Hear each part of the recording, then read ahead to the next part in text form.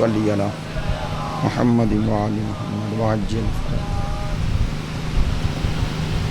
اعوذ باللہ من الشیطان اللعین الرجیم بسم اللہ الرحمن الرحیم الحمدللہ الذی جعلنا من المتمسکین بولایت امیر المؤمنین والائمۃ المعصومین صلوات اللہ علیہم اجمعین الحمدللہ رب العالمین الذی خص بخلافتہ المؤمنین وجعل العاقبۃ للمتقین والجنۃ للمطیعین والنار للکافرین والمنافقین الخائنین الذین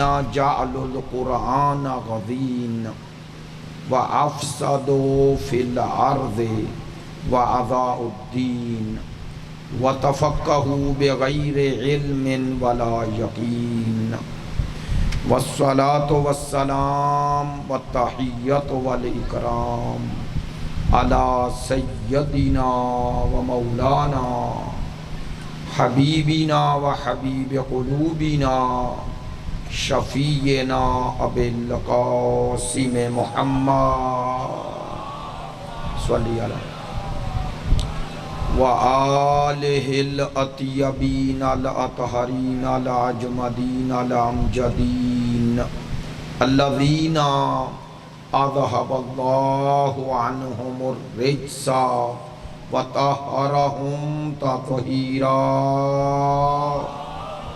صلی اللہ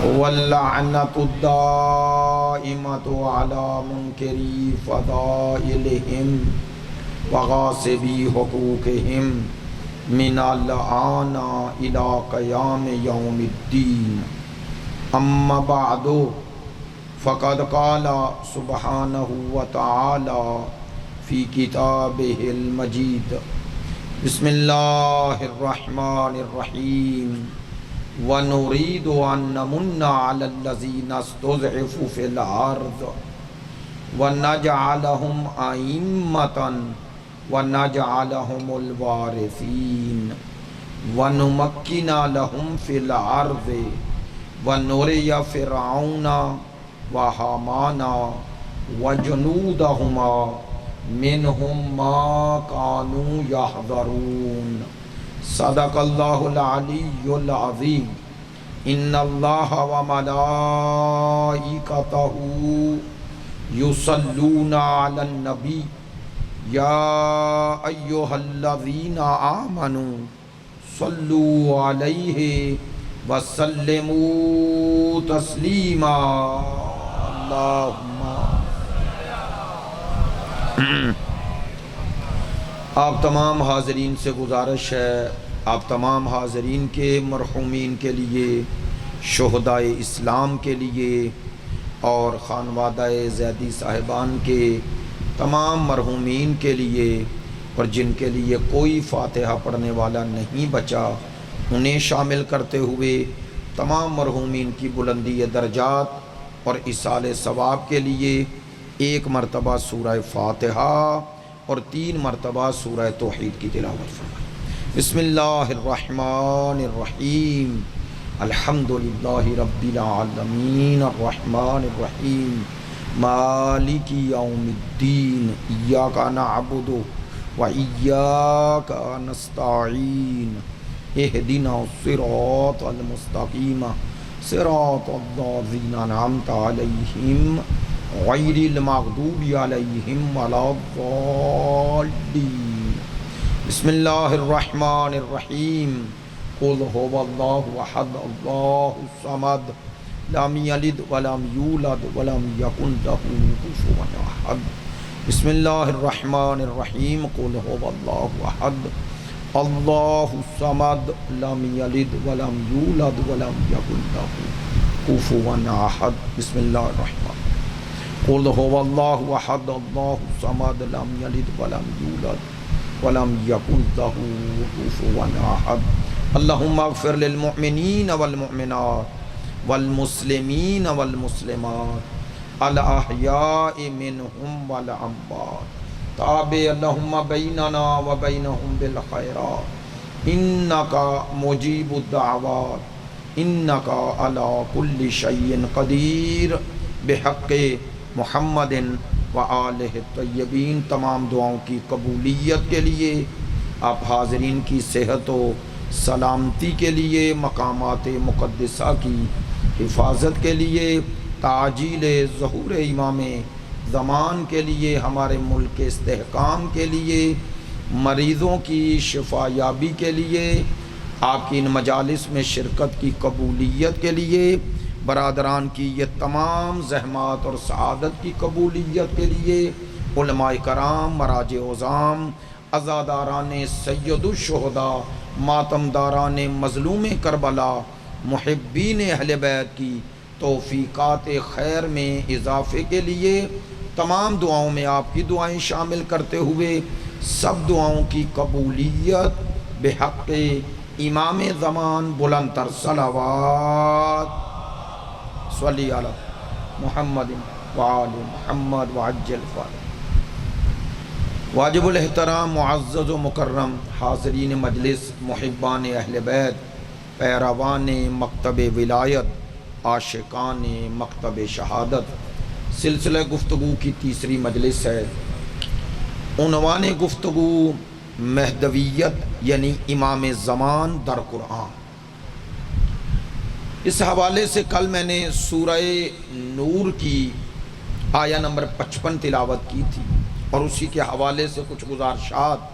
آج اس آیت کے آخری ٹکڑے کو عرض کرتا ہوں اور پھر وہ آیت جو ہر روز تلاوت کر رہا ہوں، 2 آیات، ان کے حوالے سے کچھ گزارشات کروں گا، اور ایک سورہ مائدہ کی آیت جو خود امام زمان پہ منطبق ہوتی ہے۔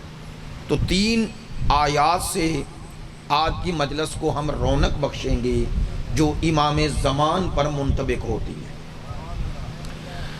میں ہر روز عرض کر رہا ہوں، مہدویت عالم اسلام تمام مسلمانوں کا مشترکہ عقیدہ ہے۔ کسی خاص مسلک مکتب سے یہ مخصوص نہیں ہے، لیکن ایک جملہ آپ اہل علم دوستوں کی موجودگی کا فائدہ اٹھاتے ہوئے عرض کرتا ہوں کہ مہدویت صرف اسلامی عقیدہ نہیں ہے بلکہ اسلامی سے پہلے انسانی عقیدہ ہے۔ اس کا ایک پہلو انسانی ہے، انشاءاللہ جو عرض کروں گا کہ انسان بعنوان انسان، اللہ نے ہر انسان کی فطرت میں عدل سے محبت اور ظلم سے نفرت رکھی ہے، اور وہی عدل سے محبت سبب بنے گی کہ وہ لوگ جو اسلام کو قبول نہیں کرتے، ظہور امام زمان کے بعد وہ عدل الہی کو دیکھ کر امام پر ایمان لے آئیں گے اور کلمہ توحید کو زبان پہ جاری کر لیں گے۔ یہ ایک فلسفہ ہے، حقیقت ہے جو ظہور امام زمان کے ساتھ بیان کی گئی ہے۔ جہاں بھی امام مہدی علیہ السلام کے ظہور کی خبر دی ہے، سید الانبیاء نے ایک جملہ فرمایا ہے کہ المہدی من اطرتی، بعض جگہ من اطرت فاطمہ، بعض جگہ فرمایا من ولدی، لیکن ایک خوبی بیان کی، یملأ الارض عدلا و قسطا، وہ آئے گا اور زمین کو عدل و انصاف سے پر کر دے گا۔ تو سوال ہے کہ امام آتے ہی پہلا کام عدل کریں گے، نفاذ عدل۔ کیوں؟ چونکہ عدل اسلامی صرف ضرورت نہیں ہے، انسانی ضرورت ہے۔ ہر انسان ظلم سے نفرت کرتا ہے، عدل سے محبت کرتا ہے۔ چونکہ امام کے ظہور کے ساتھ دنیا میں ظلم کا خاتمہ اور عدل و انصاف کا نفاذ ہوگا، لہذا ہر انسان کی فطرت پکار کر کہے گی کہ یہ وہی ہے جس کا ہماری فطرت انتظار کر رہی ہے۔ سلامت رہیں۔ میں نے کل سورہ نور کی آیہ نمبر 55 کی روشنی میں چند گزارشات کی کہ وعد اللہ الذین آمنوا منکم وعملوا الصالحات لیستخلفنہم فی الارض، اللہ کا یہ وعدہ ہے ان سے جو ایمان اور عمل دونوں میں کامل ہے۔ کیا وعدہ ہے؟ لیستخلفنہم فی الارض، کہ انہیں پوری روئے زمین کی خلافت عطا کرے گا۔ کما استخلف الذین من قبلہم، انہیں ایسے ہی خلیفہ بنائے گا جیسے گزشتہ امتوں میں بنا چکا، یعنی نئی روش، نیا طریقہ نہیں، اللہ کی سنت اور قانون کا نفاذ قیامت تک اسی طرح ہوگا۔ یہ آیت یہاں تک یہ بتا رہی ہے کہ خلافت اس روئے زمین پر اس امت میں کچھ ہستیوں کو جن سے اللہ کا وعدہ ہے انہیں عطا کی جائے گی۔ پہلا سوال کہ ایسی خلافت جو پوری روئے زمین پر نافذ ہو ہمیں ماضی میں کہیں نظر نہیں آتی، جبکہ اللہ کا یہ وعدہ ہے کہ ایسی خلافت نے روئے زمین پہ نافذ ہونا ہے۔ تو سوال ہے یہ ماضی میں تو نہ ہوا، آیا کوئی ایسا دور ہے یا نہیں جب اللہ کا یہ وعدہ پورا ہوگا؟ تو یہی سوال ہے کہ وہ دور جب اللہ کے ان وعدوں کو پورا کیا جائے گا وہ کون سا دور ہے؟ توجہ ہے؟ میں نے یہاں تک یہ عرض کیا تھا کہ اس خلافت کو اللہ نے نسبت دی ہے گزشتہ خلیفوں کے ساتھ، اس کے بعد وہ بتایا جا رہا ہے جو گزشتہ خلافتوں میں ہوا نہیں، ہوگا۔ کیا ہوگا؟ ان کے ذریعے جنہیں اللہ خلیفہ بنائے گا وَلَيُمَكِّنَنَّ لَهُمْ دِينَهُمْ، اللہ ان کے ذریعے اس زمین پر دین کو غلبہ عطا کرے گا۔ توجہ ہے؟ وَلَيُمَكِّنَنَّ لَهُمْ دِينَهُمْ، اللہ کہتا ہے میں ان کے ذریعے، ان خلیفوں کے ذریعے یا اس خلافت الہی جس کا میں نے وعدہ کیا ہے، وہ میرے خلیفے اس زمین پر میرے دین کو غلبہ عطا کریں گے۔ چلے ماشاءاللہ مجھے چہرے بھی ایسے نظر آ رہے ہیں اکثریت میں، سب دوست ان باتوں کو چونکہ پک کر رہے ہیں، اس لیے مجھے خوشی ہے میں بات یہ کر رہا ہوں۔ سوال کرتے ہیں اور نوجوانوں کے یہ سوال واقعاً خوشی محسوس ہوتی ہے۔ تو مجھے اسلام آباد میں اسی موضوع مہدویت پر ایک نوجوان نے سوال کیا، قبلہ یہودی بھی غلبہ چاہتے ہیں، آپ بھی کہتے ہیں غلبہ ہوگا، تو فرق کیا ہے؟ سوال ہے یا نہیں؟ یہودیوں کے عقیدے میں بھی یہ ہے کہ غالب آئیں گے ہم، وہ کہتے ہیں آپ بھی یہ نعرہ لگاتے ہیں کہ ہم غالب آئیں گے۔ لیں، قرآن سے اس کا جواب یہ ہے، یہودی غلبہ چاہتے ہیں اپنی قوم کا، اپنی نجات کا، وہ اپنے آپ کو دنیا سے برتر سمجھ کر کہتے ہیں ہمیں اللہ نے چن لیا ہے، لہذا ہماری نسبت پوری دنیا ہماری غلام ہے، یہ ان کے عقیدے میں ہے۔ کہتے ہیں ہمارے طفیل لوگ پیدا ہوئے ہیں، ان کا غلبے کا معنی یہ ہے کہ ہماری قوم غالب آئے۔ ہمارا اعلان یہ ہے کہ ہم کسی قوم قبیلے کے غلبے کا ایمان نہیں رکھتے، ہم دین کے غلبے کا ایمان رکھتے ہیں۔ میرے ساتھ رہنا، ہم دین ہی نہیں، قرآن کی آیت کی روشنی میں جو ابھی پڑھوں گا، سورہ قصص کی آیہ نمبر 5 کی روشنی میں وَنُرِيدُ أَن نَّمُنَّ عَلَى الَّذِينَ اسْتُضْعِفُوا فِي الْأَرْضِ، ہم اسلام سے بھی بڑھ کر ہمارا دائرہ اتنا وسیع ہے کہ ہم جس غلبے کے قائل ہیں وہ کسی قوم، کسی قبیلے، کسی فرد کا غلبہ نہیں ہے، بلکہ وہ دین، اور دین سے بھی وسیع وہ دنیا کے تمام مظلوموں کا ظالموں پر غلبہ ہے۔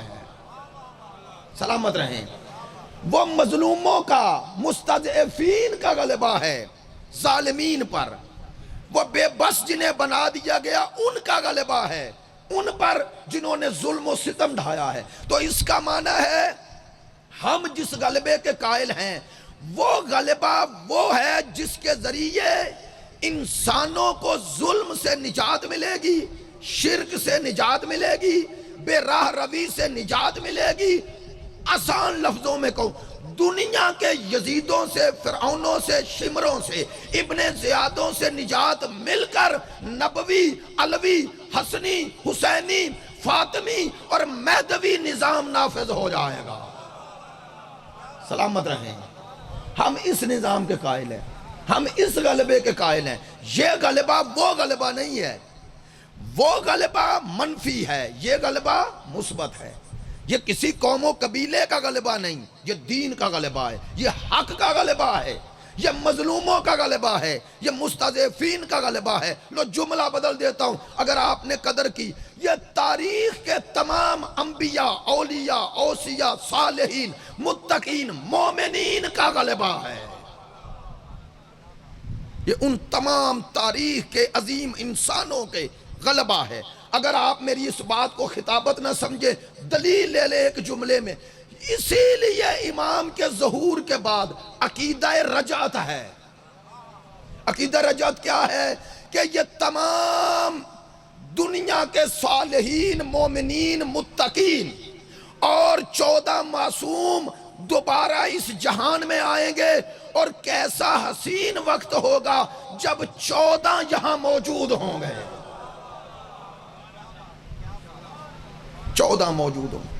اس حسین وقت کا نام ہے ظہور۔ کاش میرا جملہ پہنچے۔ اس حسین وقت کا نام ہے ظہور۔ اس لیے کہا گیا کہ سب سے افضل عبادت عبادتوں میں ظہور کا اور اس آنے والے کا انتظار کرنا ہے۔ کیوں؟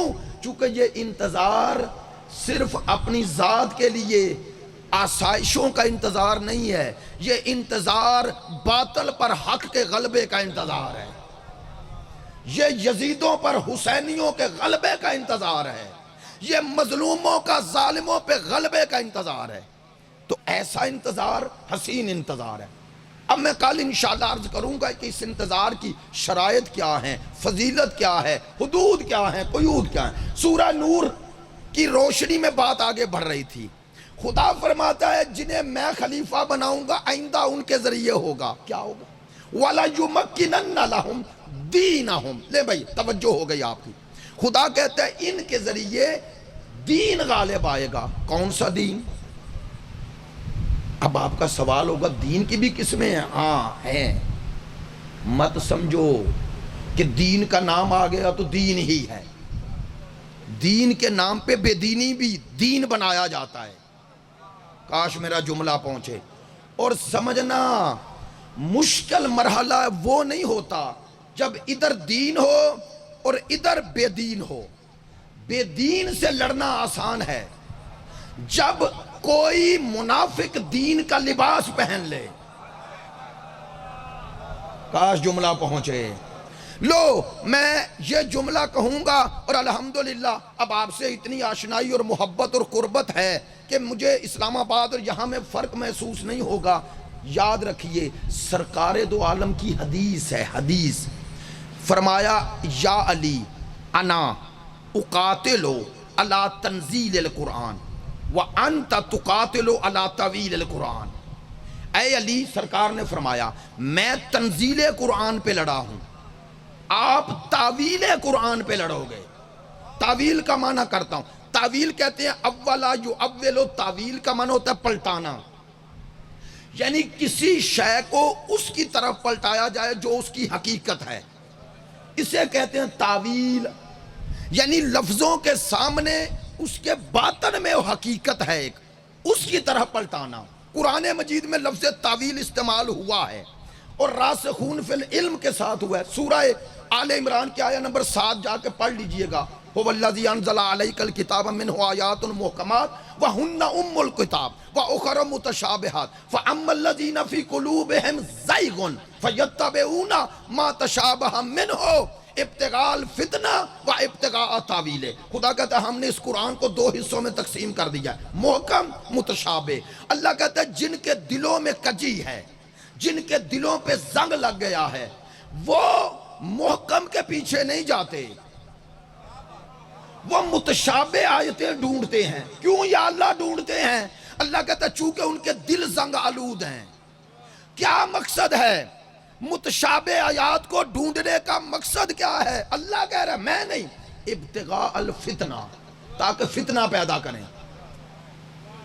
وَابْتِغَاءَ تَأْوِيلِهِ، خدا کہہ رہا ہے، خدا کہتا ہے دو مقصد ہیں جن کے دلوں میں زنگ ہے، وہ محکم آیت نہیں لیتے، متشابہ لیتے ہیں۔ میں ہاتھ جوڑ کے کہہ رہا ہوں آیت پڑھنا اور پھر سوچنا کہ قرآن ہر دور میں ہدایت کرتا ہے یا نہیں۔ میں نے جملہ کہہ دیا ہے، ہر دور میں ہدایت کرتا ہے۔ اللہ کہتا ہے ہر دور کے وہ دل جو ٹیڑے ہو گئے ہیں، جن پہ زنگ لگ گیا ہے۔ زنگ کیا ہوتا ہے؟ اس دل کا زنگ کیا ہے؟ اور اس دل سے مراد یہ دل تھوڑا ہی ہے، اس دل سے مراد وہ دل ہے جس سے انسان سمجھتا ہے حقیقت کو۔ اللہ کہتا ہے ان کے دلوں پہ تعصب، دنیا طلبی، شہرت، واہ کا اتنا زنگ لگ گیا ہے کہ قرآن کی محکم آیات اور 14 کے محکم فرامین چھوڑ کر متشابہ کے پیچھے جاتے ہیں۔ اللہ کہتا ہے ان کا مقصد دو کام ہے۔ سورہ آل عمران آیہ نمبر 7، اللہ کہتا ہے دو مقصد ہیں، ابتغاء الفتنہ، یہ فتنہ پیدا کرنا ہے۔ چلو لفظ فتنہ آپ نے بہت سنا ہے، آج میں اس کی وضاحت کرتا ہوں۔ فتنہ کہتے کسے ہیں؟ یاد رکھیے عرب جب صحرا میں ایک آندھی چلتی ہے، آندھی تو آندھی کی ایک شکل بنتی ہے گول دائرے میں، ایسے بگولا، وہ بگولا جو ہوتا ہے نا یوں گھوم رہا ہوتا ہے، اس کے درمیان جو چیز آتی ہے وہ گھومنے لگتی ہے، ایسے ہی ہے نا، چکی کی طرح۔ عرب اس حال کو فتنہ کہتا ہے۔ کیا مراد ہے؟ مراد یہ ہے کہ فتنہ گر اسے کہتے ہیں جو آدھا حق لیتا ہے آدھا باطل لیتا ہے، اسے ملا دیتا ہے، ملا کے اتنا گھماتا ہے کہ سننے والے کو نہ حق پتا چلتا ہے نہ باطل۔ میں ممبر سے کہہ رہا ہوں جملے، توجہ فرمانا، میں نے ہاتھ جوڑ کے یہ جملے کہہ رہا ہوں، خدا کی قسم اس محرم میں ایک عجیب اپنے اندر تبدیلی محسوس کرتا ہوں، اور وہ تبدیلی یہ ہے، دل چاہتا ہے کہ اب مصلحت چھوڑی جائے، وہ کہا جائے جو 14 چاہتے ہیں۔ ایک بے نیازی ہے کہ کوئی آئے نہ آئے، بلائے نہ بلائے، لیکن کہو وہ جو 12ویں کو پسند ہے۔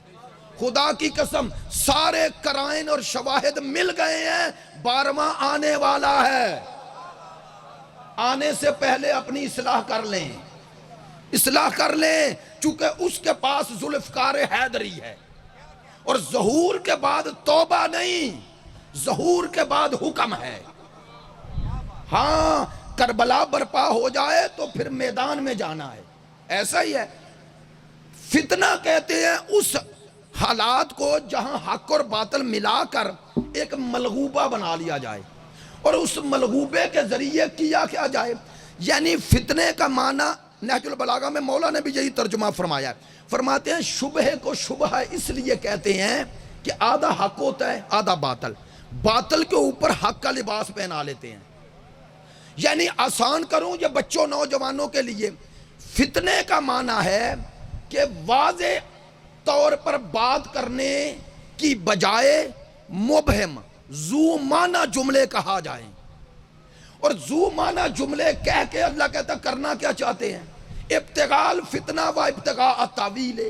اللہ کہتا ہے یہ اپنی مرضی کے معنی آیتوں کو دیتے ہیں، وہ معنی نہیں دیتے جو 14 نے بتایا ہے۔ میرے ساتھ ہیں؟ لو نتیجہ دیتا ہوں، عملی نتیجہ دوں گا تو ہر کسی کو بات پہنچ جائے گی۔ خدا کی قسم سرکار نے فرمایا اے علی تیری اور میری جنگ کا ہدف مقصد ایک ہے، تھا یا ایک یا نہیں؟ مصطفیٰ اور مرتضیٰ دونوں کی جنگ کا ہدف ایک تھا یا نہیں؟ میں اب حدیث بھی نہیں پڑھتا ٹائم بچ جائے، ورنہ متعدد حدیث پڑھ سکتا ہوں۔ مسند احمد ابن حنبل میں حدیث ہے کہ سرکار دو عالم نے، حضرت ابو سعید خدری سے روایت ہے کہ سرکار دو عالم نے ایک دن بلند آواز سے فرمایا تمہیں ایسا مرد بتاؤں کہ میں قرآن کی تنزیل کہتے ہیں نزول، میں قرآن کے نزول پہ لڑا ہوں، وہ تعویل پہ لڑے گا۔ آسان کر دوں، بار بار کہہ رہا ہوں، تنزیل تعویل کا معنی کر رہا ہوں. سرکار نے فرمایا میں قرآن منوانے پہ لڑا ہوں، وہ سمجھانے پہ لڑے گا. سلامت رہیں، سلامت رہیں، سلامت رہیں. بہت شکریہ. میں قرآن منوانے پہ لڑا ہوں، وہ سمجھانے پہ لڑے گا. مسند احمد ابن حنبل کہتے ہیں سرکار نے جب یہ فرمایا نا ان منکم رجلا، تم میں ایک ایسا مرد ہے جو تعویل پہ لڑے گا، جیسے میں لڑا ہوں، جیسے میں ویسے لڑے گا. کہتے ہیں کہ حضرت فقامہ ابو بکر، حضرت ابو بکر رضی اللہ عنہ کھڑے ہو گئے، کہا انا یا رسول اللہ، فرمایا نہیں. پھر حضرت عمر کھڑے ہو گئے، حدیث کے الفاظ ہیں، انا یا رسول اللہ، فرمایا نہیں. اب صحابہ نے پوچھا یا رسول اللہ کون ہے؟ فرمایا وہ جو اس حجرے میں میرے جوتوں کو پیوند لگا رہا ہے. صحابہ کہتے ہیں ہم دوڑ کے گئے، دیکھا تو سامنے مرتضیٰ بیٹھے ہیں.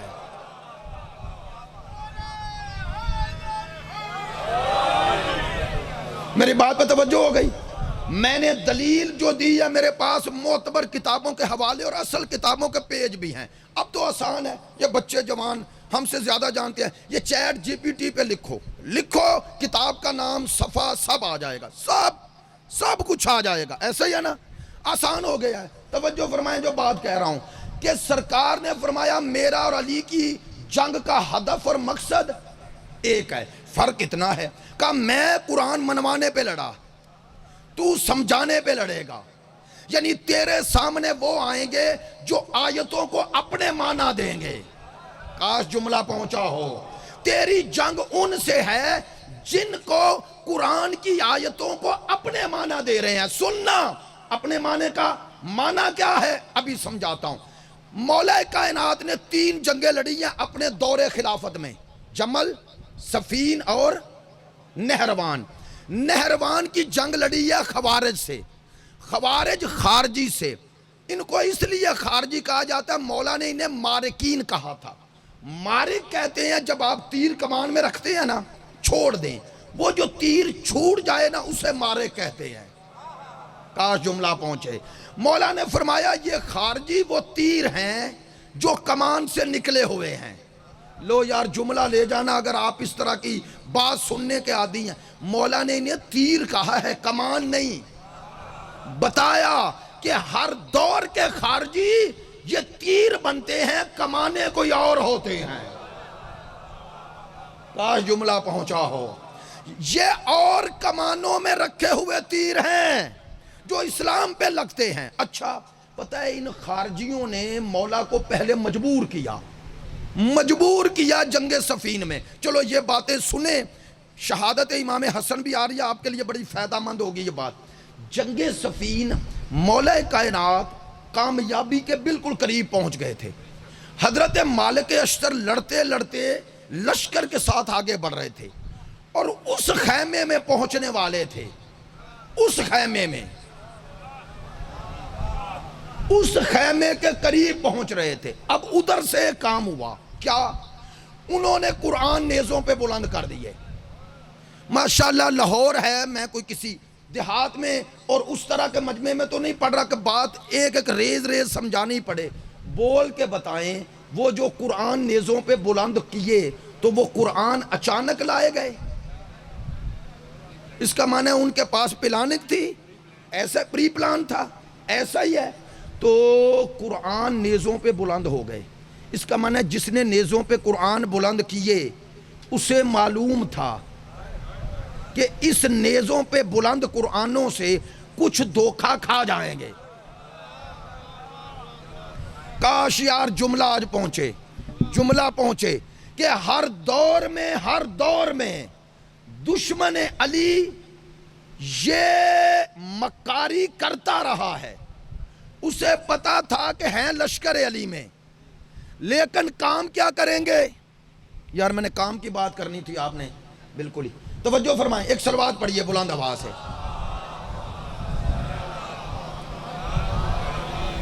توجہ ہے، آواز آ رہی ہے؟ آخر تک سنیں، بات بڑی اہم ہے. جب انہوں نے نیزوں پہ قرآن بلند کر دیے، حضرت مالک اشتر پھر بھی بڑھ بڑھ کے حملے کر رہے ہیں. جیسے ہی دیکھا نا مزاحمت ہے آگے سے، پیچھے سے جو دائیں بائیں لوگ ساتھ لڑ رہے تھے پیچھے وہ نہیں ہے، تنہا رہ گئے. روکا اپنے گھوڑے کو، مڑے دیکھا دور کھڑے ہیں لائن میں، گئے نہیں، دور کھڑے ہیں. حضرت مالک اشتر نے کہا کیوں کھڑے ہو گئے ہو؟ آؤ، وہ سامنے ہے خیمہ، حملہ کریں اور فتح کا اعلان ہو جائے، حق غالب آ جائے. کہنے لگے مالک ذرا سامنے نظر اٹھا کے دیکھ. میں کو کہانی نہیں سنا رہا، تاریخ کی حقیقت ہے. کہا مالک ذرا سامنے دیکھ. سننا، یہ جملہ ہے جو تاریخ میں ثبت ہو گیا اور ہم سب کے لیے درس بن گیا. حضرت مالک اشتر نے بلا تشبیہ یوں دیکھا، مڑے، کہا آؤ لڑو. کہنے لگے مالک لگتا ہے تو نے توجہ نہیں کی. کہا کیا توجہ دلانا چاہتے ہو؟ کہنے لگے وہ سامنے قرآن ہے. کہا بس؟ کہا ہاں. کہا پھر بھی لڑو. کہنے لگے قرآن سے لڑے؟ حضرت مالک نے کہا نہیں. کہا پھر کیوں کہہ رہے ہو لڑو؟ فرمایا اس لیے کہہ رہا ہوں لڑو. کہا سامنے قرآن ہے. سننا، حضرت مالک نے کہا سامنے قرآن ہے، پیچھے کون ہے؟ میری بات پہ توجہ ہے؟ فرمایا سامنے قرآن ہے، پیچھے کون ہے؟ حضرت مالک اشتر کا یہ جملہ تاریخ میں ثبت ہو گیا. کہنے لگے لڑو، قرآن ان کے ہاتھوں میں قیدی ہے، اسے آزاد کرو. کہنے لگے کیسے؟ فرمایا خدا کی قسم مالک کا ایمان ہے، اگر ان کا قرآن پر ایمان ہوتا تو علی سے لڑنے نہ آتے.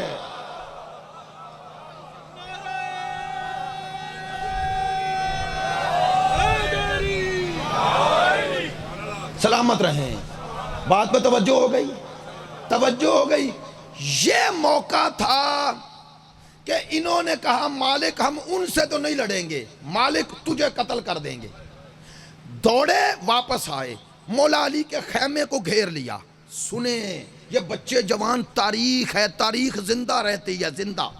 علی کے اس خیمے کو گھیر لیا. ہاتھ جوڑ کے کہہ رہا ہوں جنگ ہو رہی ہے دشمن سے، یہ لڑ رہے ہیں علی سے.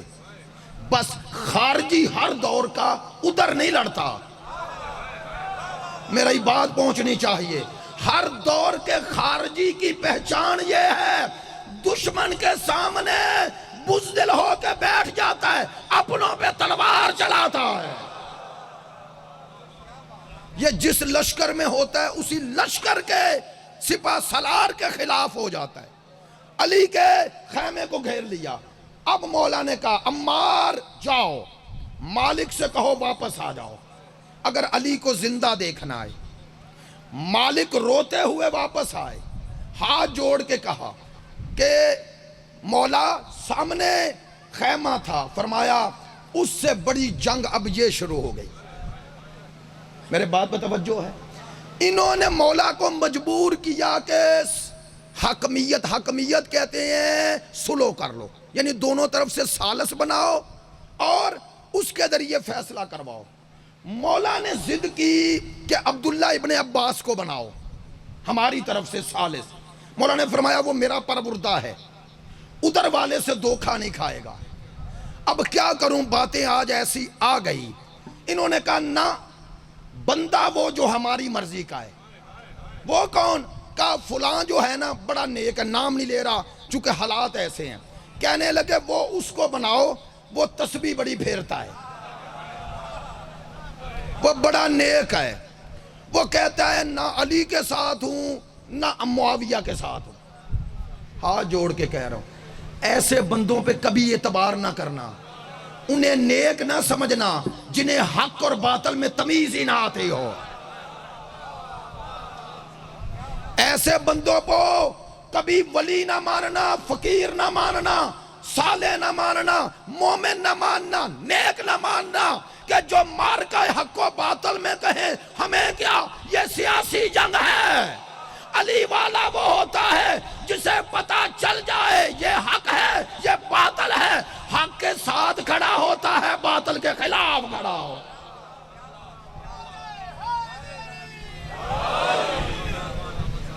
وہ ایسے نہیں ہوتا، وہ بے پرواہ نہیں ہوتا، وہ معاشرے سے کٹا نہیں ہوتا.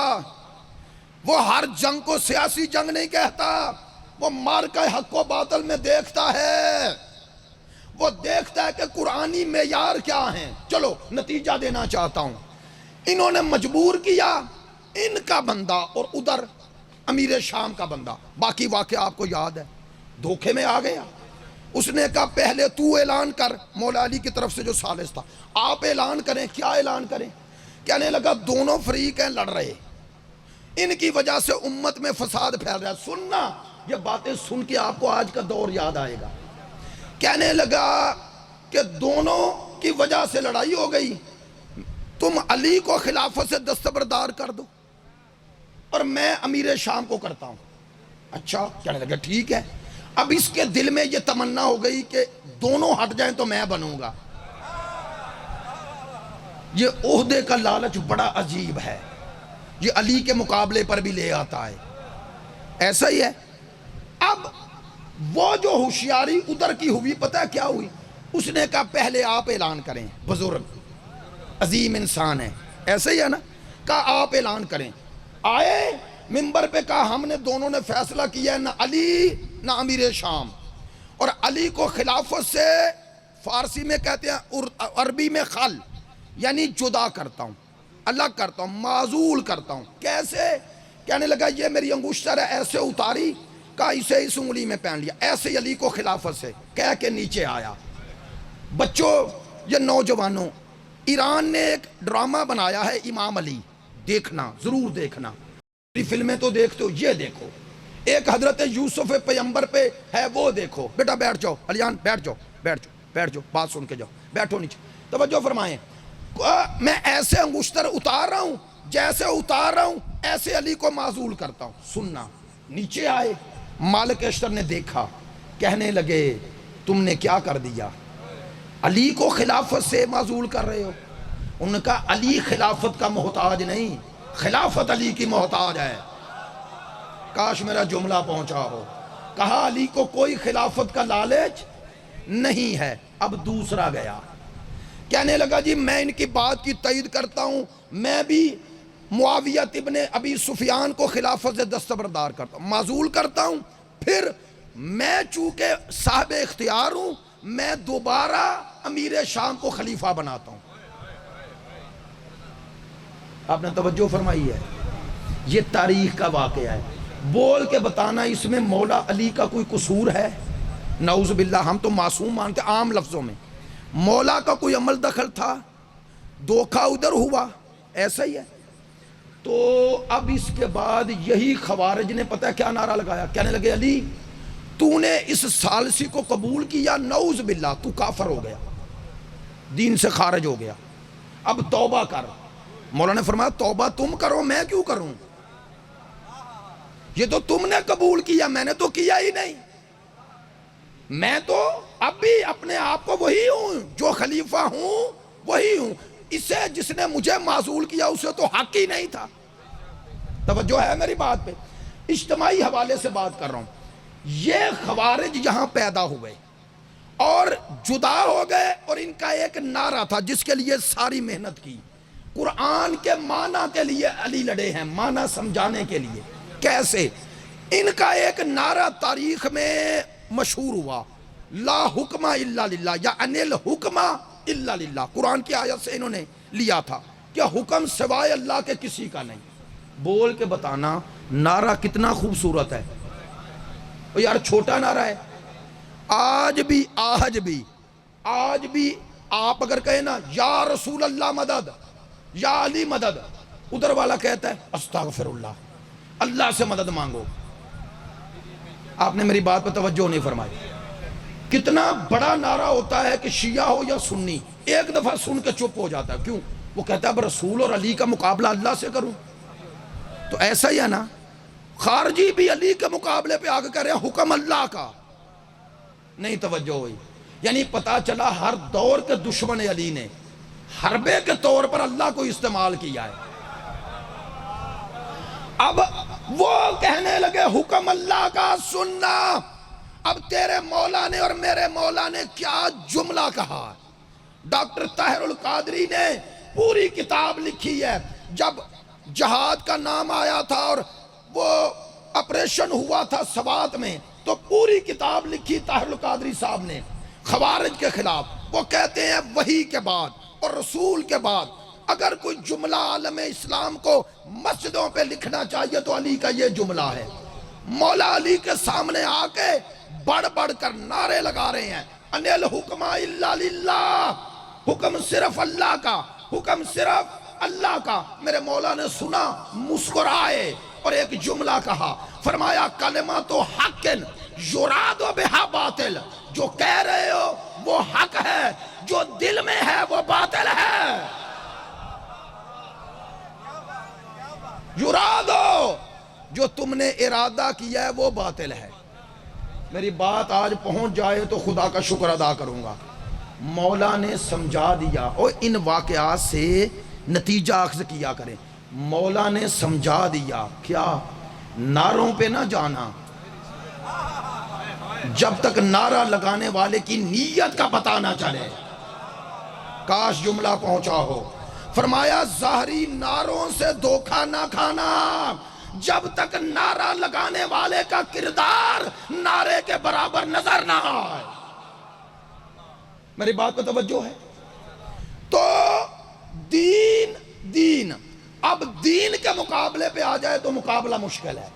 جملہ یہ کہنا چاہ رہا تھا مصطفیٰ اور مرتضیٰ کی جنگ کا ہدف ایک، لیکن دونوں نے کام ایک کیا، نتیجہ ایک نہ ملا.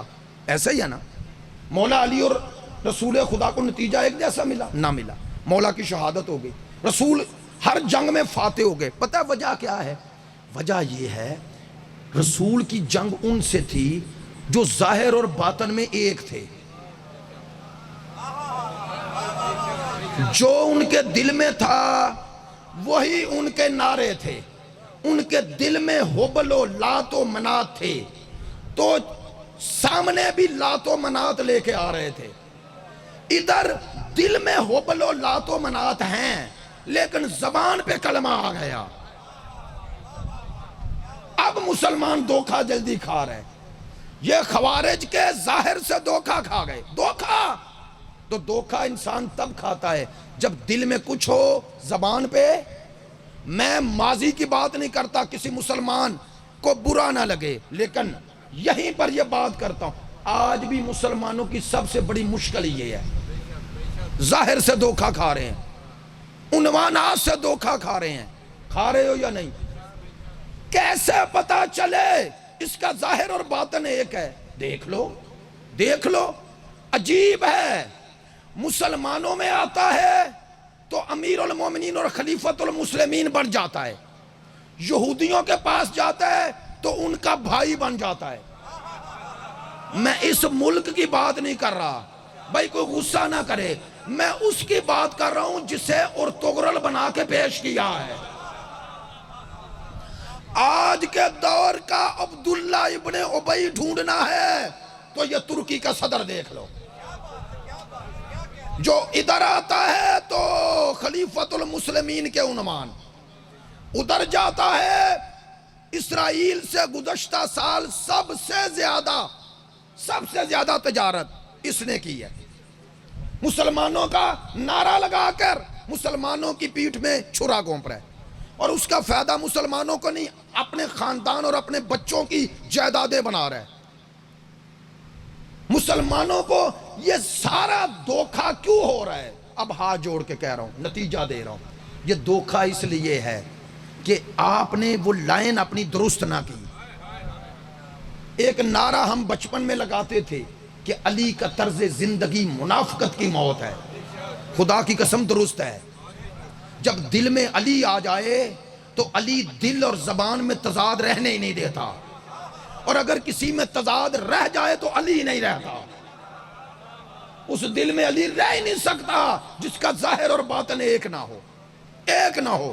اس دل میں حسین آ ہی نہیں سکتا جس کا ظاہر اور باطن ایک نہ ہو. نام لے سکتا ہے، نام لینے سے کوئی صاحب نام تھوڑا ہی بن جاتا ہے. کسی کا حامی ہونا اور بات ہے اور کسی کا پیرو ہونا اور بات ہے. چلیں، میں نے ابھی گھڑی دیکھی، آیت مکمل نہ ہوئی آج بھی، لیکن معذرت چاہتا ہوں باتیں بہت اہم ہو گئی. خدا کہہ رہے وَلَيُمَكِّنَنَّ لَهُمْ دِينَهُمْ. بات یاد ہے نا؟ ان کے ذریعے ہوگا کیا؟ تھوڑا میرے ساتھ رہیں تاکہ بات آج مکمل ہو جائے. سورہ نور کی آیا 55 میں خدا فرما رہے وَلَيُمَكِّنَنَّ لَهُمْ دِينَهُمْ. یہ جنہیں خلیفہ بناؤں گا ان کے ذریعے دین کو غلبہ ملے گا. دین کو. اچھا کون سا دین؟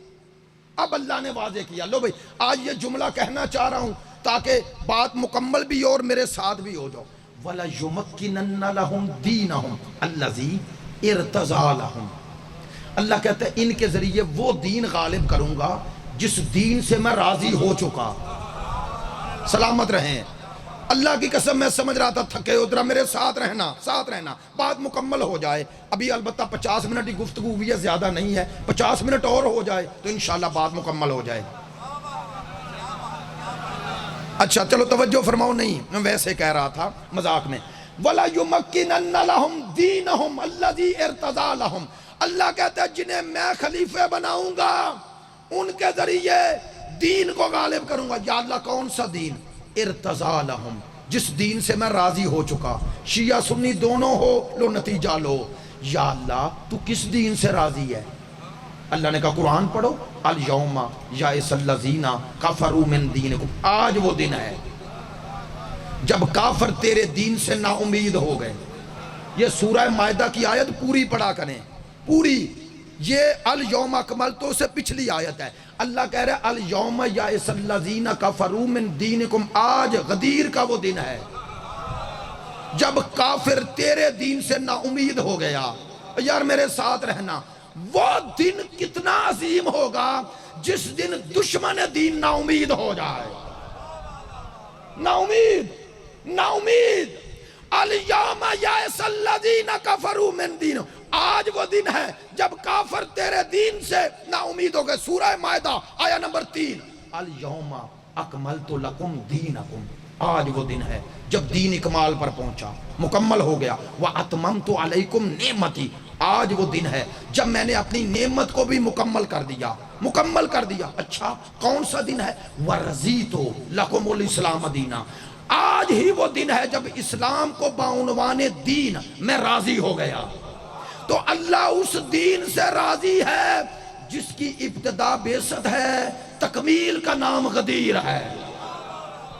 لو میں منبر سے کہہ رہا ہوں، برملا کہہ رہا ہوں، دو ٹوک کہہ رہا ہوں.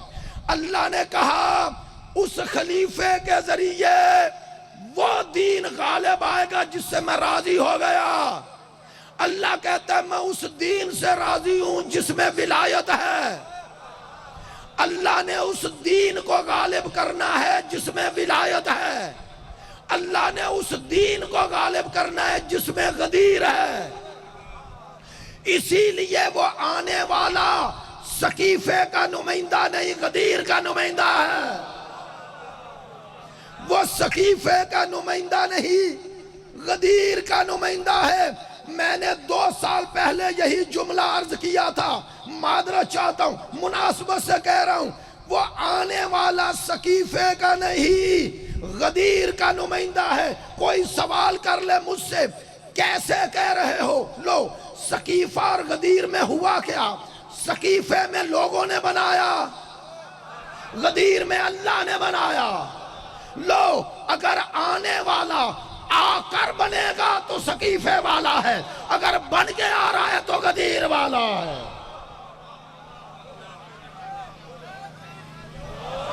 سلامت رہیں.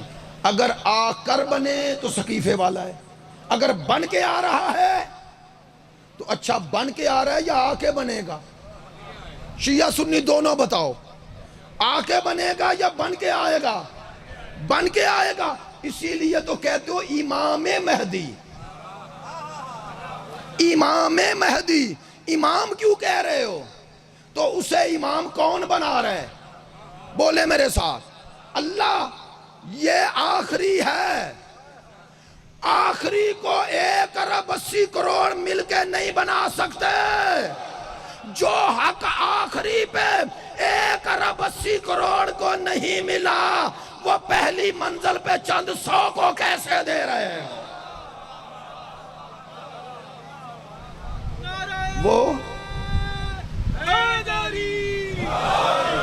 میری بات پہ توجہ ہو گئی ہے؟ سلامت رہیں، سلامت رہیں۔ یا علم، چونکہ مجمع زیادہ ہے، جو نعرہ لگاتا ہے اس کا پیچھے تک آواز نہیں جاتی، اس لیے آپ میرے ساتھ ہیں، مجھے ہر چہرے سے یہ محسوس ہو رہا ہے۔ میں نے جملہ کہا ہے، آخری کو 1 ارب 80 کروڑ مسلمان ہیں نا، بنا سکتے ہیں؟ چیلنج کر رہا ہوں، بناؤ۔ کہیں گے بنا نہیں سکتے، چونکہ آنے والا آ رہا ہے۔ تو اس کے آنے کی خبر کس نے دی ہے؟ مصطفیٰ نے، مصطفیٰ نے۔ توجہ فرمانا، جس کی خبر دی اسے دیکھ لیا ہے؟ نہیں دیکھا نا، تو ایمان ہے یا نہیں؟ اگر ایمان نہیں تو یہ کتاب کل بھی حوالہ دیا، اس کا صفحہ نمبر 108 منصب امامت، اس میں شاہ اسماعیل لکھتے ہیں، کہتے ہیں مواعید کا ایفا، عنوان دیتے ہیں، کہتے ہیں اللہ کے وعدوں کا وفا ہونا، کہتے ہیں کہ اللہ نے جو وعدے اپنے انبیاء سے کیے کچھ پورے ہو گئے، بس ان میں سے بعض کا ایفا یعنی وفا پیغمبر کے ہاتھ سے ہوا ہے، اور بعض کی آپ کے نائبوں کے ہاتھ سے تکمیل ہوئی۔ اب اگلا جملہ کہتے ہیں دین کی ابتدا اور انتہا، کہتے ہیں ظاہر ہے کہ ظہور دین کی ابتدا پیغمبر صلی اللہ علیہ وآلہ وسلم کے زمانے میں ہوئی، اور اس کی تکمیل حضرت مہدی علیہ السلام کے ہاتھ سے ہوگی۔ یہ کتاب ہے منصب امامت، صفحہ نمبر 108۔ شاہ اسماعیل شاہ ولی اللہ کا پوتا، معمولی شخصیت نہیں ہے، اس کے سنی ہونے میں شک بھی نہیں، بلکہ عام سنی نہیں، یا اللہ مدد والا سنی ہے، یا رسول اللہ کا بھی قائل نہیں۔ یہ کہہ رہا ہے کہ دین کی تکمیل جس ہستی کے ذریعے ہوگی وہ امام مہدی ہے۔ کہتے ہیں ایک دین کی ابتدا ہے، ایک تکمیل ہے، ایک غلبہ ہے۔ کہتے ہیں دین کا غلبہ جس کے ذریعے ہوگا وہ امام مہدی ہے۔ کیوں؟ کہتے ہیں چونکہ ان کے آنے کی خبر مصطفیٰ نے دی ہے۔ لو آج میرا یہ جملہ دلوں پہ لکھ کے لے جاؤ، وہ آخری کے آنے کی خبر سرکار نے دی۔ آپ سب کا شیعہ سنی کا ایمان ہے یا نہیں؟ بولیں۔ اچھا جن کا ایمان ہے ہاتھ بلند کر کے نعرہ حیدری۔ سب شیعہ سنی تائید کر رہے ہو۔ سرکار نے جس کی خبر دی، جن کی ابھی آئے نہیں، وہ ہستی ابھی آئی نہیں، دیکھا نہیں، لیکن پھر بھی مان گئے۔ ہاتھ جوڑ کے کہہ رہا ہوں، جسے دیکھا نہیں اسے مان گئے، اور جسے 1.25 لاکھ میں مصطفیٰ نے دکھایا ہے۔ میری بات پہ توجہ ہو گئی ہے؟ توجہ ہے؟ یار جسے مصطفیٰ نے 1.25 لاکھ میں دکھایا ہے، بزرگ اشارہ کر رہے ہیں کہ بازو پکڑ کے دکھایا ہے، ایسا ہی۔ لہذا اسی لیے سرکار نے کہا آخری بھی کعبے سے آئے گا، تاکہ دنیا آخری کو پہلے سے ملا لے کہ آخری بھی وہیں سے آئے گا جہاں سے پہلا آیا۔ آخری بھی وہیں سے آئے گا جہاں سے اس امام کا انتظار کر رہے ہو۔ میں نے آیات، بہت ساری آیات پیش نظر تھی، منبر پہ آنے سے پہلے ہوتا ہے کہ وقت کیسے مکمل ہوگا اس اپنی گفتگو کے اندر۔ اب میں سوچ رہا ہوں کہ جو آیات آپ کی خدمت میں پیش کرنا تھی نہ کر سکا، انشاءاللہ بڑی 2 اہم آیات ہیں جنہیں روزانہ پڑھ رہا ہوں، کل انشاءاللہ ان پہ گفتگو کروں گا اور پھر تھوڑا سلسلہ آگے بڑھاؤں گا۔ امام کے منتظر ہو، کس کے؟ جو آ رہے ہیں، آنے والے کا۔ ایک جملہ کہا کرتا ہوں، کل شب جمعہ ہے، زیادہ کہوں گا، یقین رکھنا کہ اللہ کا وعدہ سچا ہے؟ آپ کو یقین ہے؟ تو اب میں ان سے بات کر رہا ہوں جن کا یہ ایمان ہے کہ وہ آ چکے، پردہ غیبت میں ہے۔ بھئی آپ کے نزدیک ان کی ولادت باسعادت تو ہو گئی نا، پردہ غیبت میں ہے۔ ایک جملہ کہہ رہا ہوں، وضاحت کل لے لینا، جنہیں سمجھ میں آ گئی یہی کافی ہوگا آج تنہائی میں بیٹھ کے سوچنا۔ یہ جو غیبت ہے نا امام کی، یہ 2 طرفہ نہیں، 1 طرفہ ہے۔ ساحل بھائی، یہ غیبت 2 طرفہ نہیں، 1 طرفہ ہے۔ وضاحت کروں جملے کی؟ ہم سے امام غائب کیا گیا ہے، ہمیں امام سے نہیں۔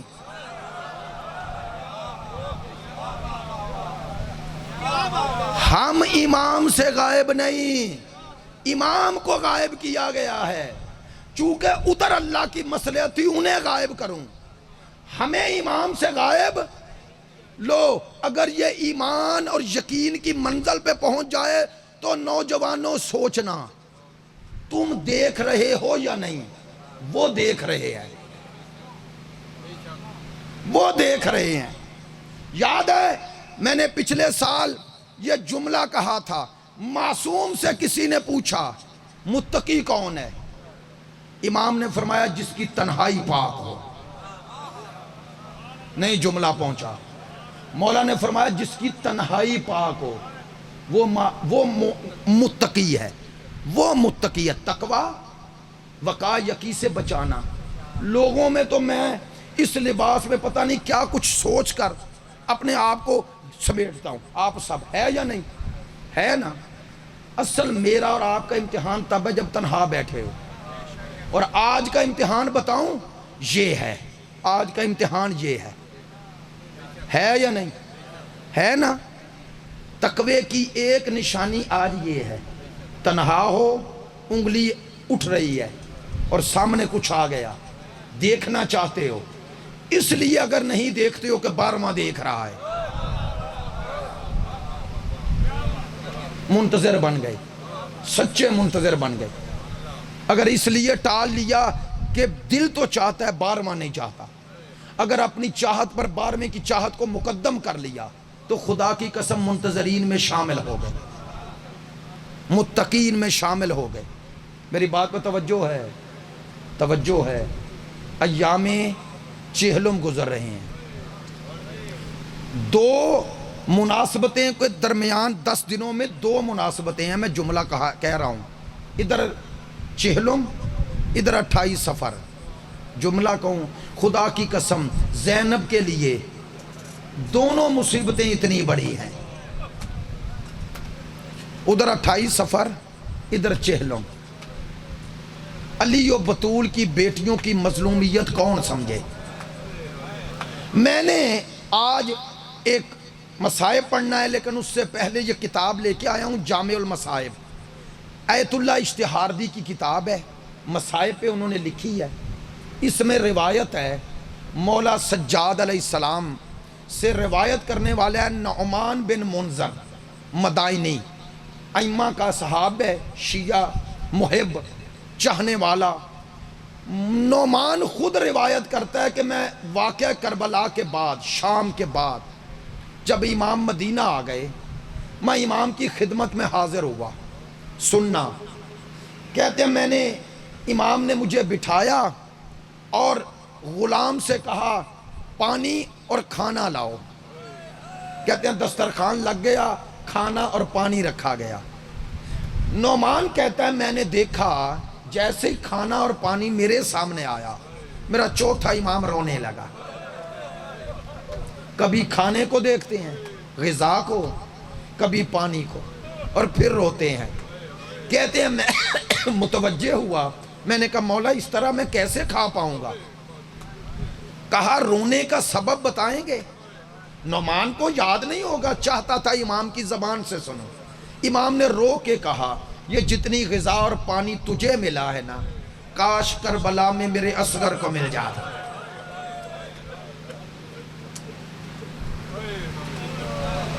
کہتا میں نے کہا مولا کب تک روئیں گے؟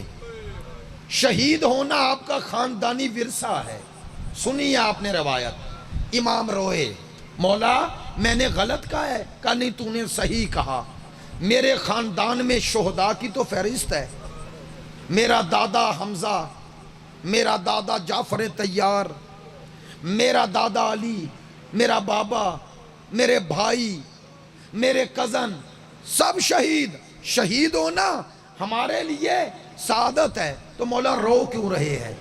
کہنے لگے کربلا کے بعد وہ ہوا جو میری خاندانی روایت نہیں ہے۔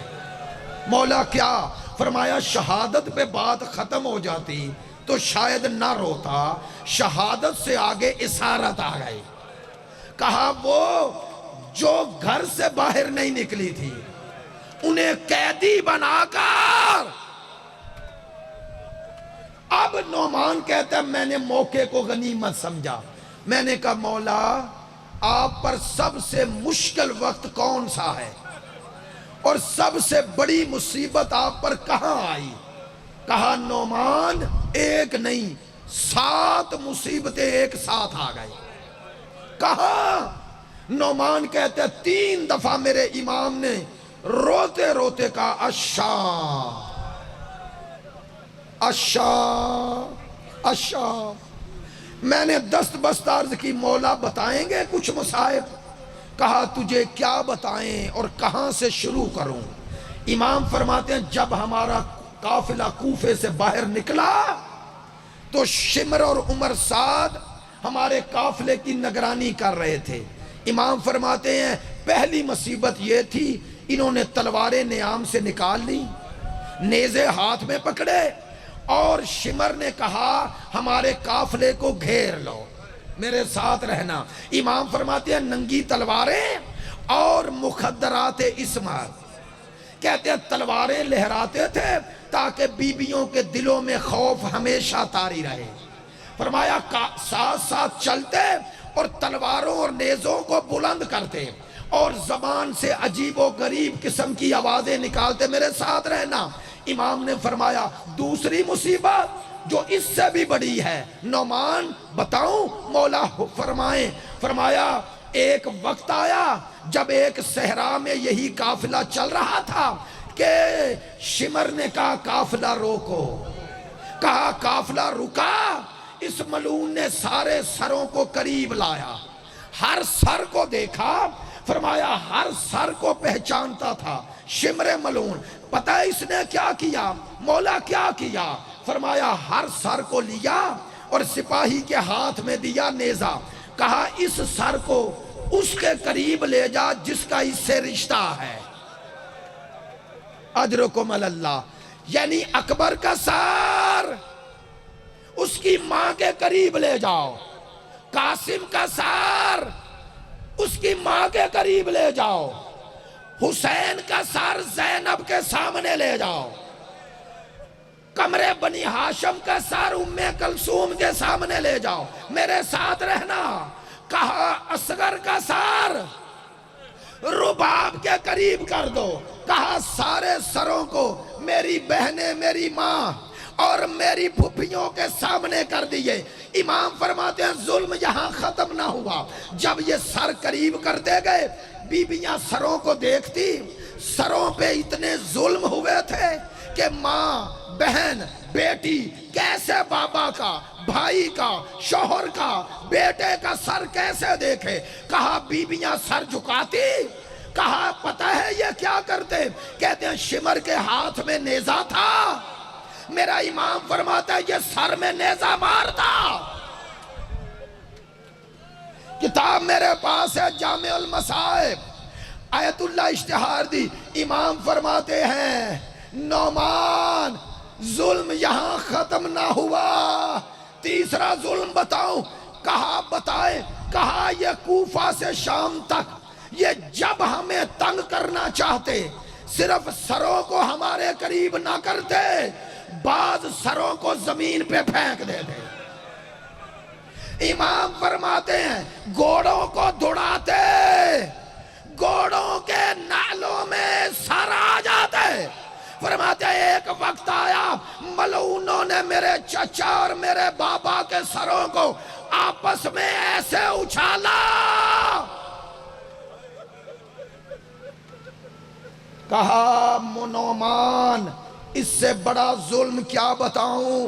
جب شام قافلہ پہنچا، میرا امام اپنے مصائب خود سنا رہا ہے، امام نے فرمایا شام کے باہر 3 دن ہمیں دھوپ میں بٹھایا گیا، کہا اتنی شدت کی دھوپ تھی، میری 4 سال کی بہن نے کہا بھیا دھوپ سے میرے چہرے کا گوشت پگھلنا شروع ہو گیا، میرے ساتھ ہو؟ کہا 3 دن کے بعد ہمیں رسیوں میں باندھا گیا، کہا غلاموں اور کنیزوں کی طرح بازاروں میں لے جایا گیا۔ سنیں گے، کہا میری پھپھی نے ایک جملہ کہا، سجاد انہیں کہو اس بازار میں لے جانے سے پہلے میری چند باتیں مان لے۔ پھپھی اماں کیا؟ کہا کہو کہ دن کو لے کے نہ جائے، میری ماں کا جنازہ رات کو اٹھا ہے۔ شرابیوں کا مجمع سنیں گے، کہا جیسے ہی میں نے کہا ان ملعونوں نے وہ وقت ڈھونڈا جب بازار بدماشوں سے بھرا۔ میرے ساتھ رہنا، مجھے آج بھائی کہہ رہے تھے مصائب کے دن ہیں تھوڑا طویل پڑھیں، میرے ساتھ رہنا۔ میرے امام کا جملہ ہے، جگر پھٹ جاتا ہے، میں کتاب اسی لیے پاس رکھ رہا ہوں۔ میرے امام نے فرمایا نعمان ایک وقت ایسا آیا میں نے موت کی دعا کی کہ کاش سجاد زندہ نہ رہتا۔ مولا وہ کون سا وقت تھا؟ فرمایا جب بھرے بازار میں میری ماں ربا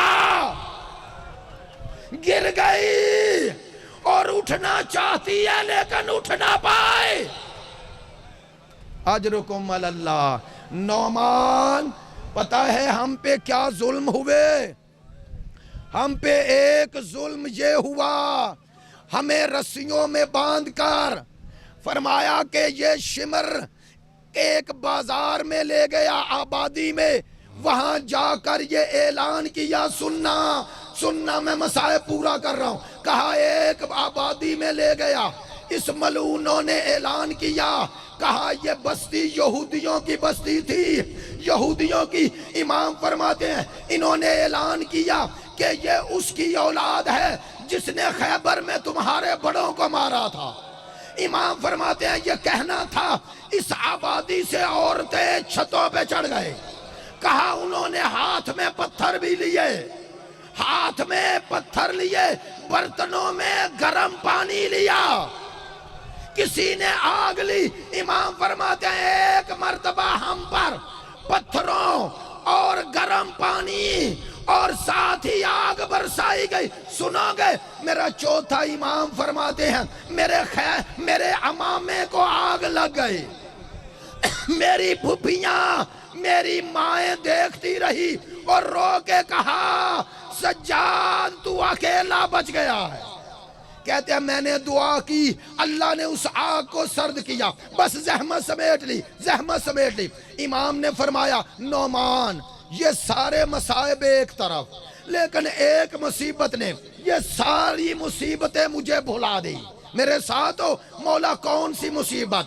کہا جب دربار میں ہم پہنچے تو سامنے بابا کا سر نظر آیا، تشت میں پڑا ہوا سر، اور یزید کے ہاتھ میں چھڑی ہے۔ فرمایا ان ہونٹوں پر چھڑی آئی جنہیں کبھی بطول بوسے دیتی، کبھی رسول بوسے دیتے۔ میرے ساتھ رہنا شیعہ سنی بھائیو، ایک جملہ کہہ رہا ہوں۔ کہتے ہیں اسی دربار یزید میں ابو برزہ اسلمی صحابی رسول ہے، جب یہ منظر دیکھا چپ نہ رہ سکا، اٹھا یزید کے سامنے آ کے کھڑے ہو گئے۔ صحابی رسول کہنے لگا ملعون اس چھڑی کو ان ہونٹوں پہ نہ مار، میں نے رسول کو ان ہونٹوں کو بوسے دیتے دیکھا ہے۔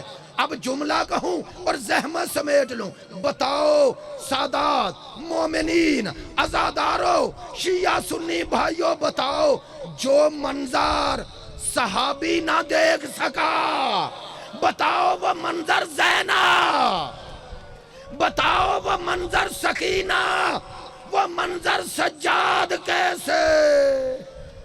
الا لعنت اللہ علی القوم الظالمین سیعلم الذین ظلموا ای منقلب۔ خدایا بحق محمد و آل محمد ہماری اس عبادت کو شرف قبولیت عطا فرما، ہمارے آقا و مولا امام زمان کو ہم سے راضی و خوشنود فرما، ہمارا شمار ان کے منتظرین میں فرما۔ پروردگار ہمیں توبہ کی توفیق عطا فرما، پروردگار ولایت و اطاعت و معرفت اہل بیت اس دنیا میں، اور پروردگار شفاعت اہل بیت میدان محشر میں ہمارے شامل حال فرما۔ مجلس میں حاضرین کی تمام دعائیں اپنے حضور شرف قبولیت عطا فرما۔ مسلمانوں میں اور محبین اہل بیت میں اتحاد و اتفاق قائم فرما۔ گستاخان اہل بیت، ناصبی، خارجی، یزیدی، شمری، امویوں کو نیست و نابود فرما۔ ہمارے ملک پاکستان کو ترقی عطا فرما۔ پروردگار تمام مشکلات جو اس مجلس میں لے کر تمام برادران دعائیں لے کے آتے ہیں اسے شرف قبولیت عطا فرما بحق محمد و آلہ الاطہار۔ اللہم